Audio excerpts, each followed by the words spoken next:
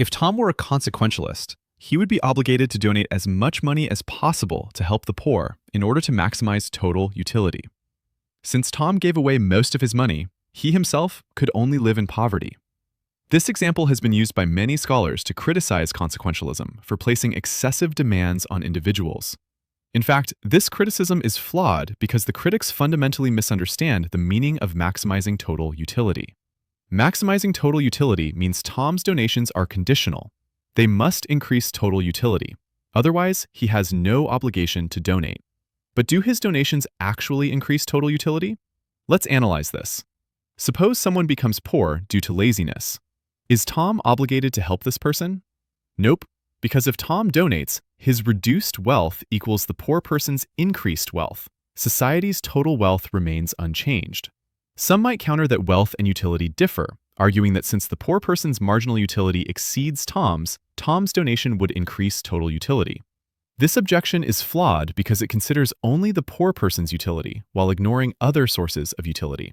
If Tom gives money to people who are poor due to laziness, he encourages laziness, leading more people to stop working and wait for help from others like Tom. When we aggregate these effects, does total utility increase or decrease? It certainly decreases, otherwise no one in the world would work. However, this doesn't mean Tom has no obligation to help all poor people. Some individuals become poor not because of laziness, but because they encounter temporary hardships. If Tom helps them overcome these temporary difficulties, they will recover and work hard again. Clearly, helping such people increases society's total wealth, so Tom has an obligation to assist them.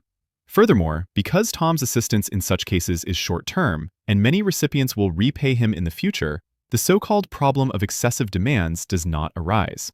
Clearly, a true consequentialist is obligated to help only those facing temporary hardships, such as individuals who lose all possessions in natural disasters, or those who desire an education but cannot afford it. Tom bears no obligation to assist those unwilling to contribute to society's total wealth. Of course, individuals with physical disabilities are an exception, as they are not unwilling but unable to increase societal wealth. Finally, critics often cite helping the poor as an example, implying that increasing total utility can be achieved only by aiding the impoverished. This view is overly narrow. Microsoft's products have generated astonishing utility worldwide.